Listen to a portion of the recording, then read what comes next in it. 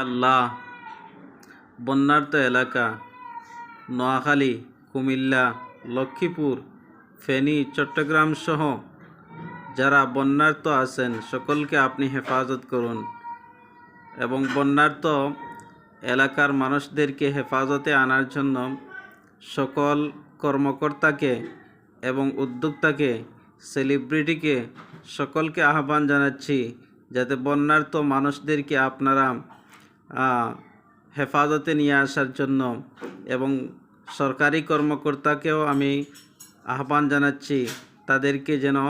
আপনারা নিরাপদ স্থানে নিয়ে আসেন। আল্লাহ রাব্বুল আলামিন সকলকে হেফাজত করুক, আমিন।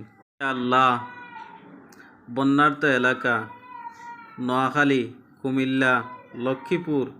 ফেনী, চট্টগ্রাম সহ যারা বন্যার্ত আছেন সকলকে আপনি হেফাজত করুন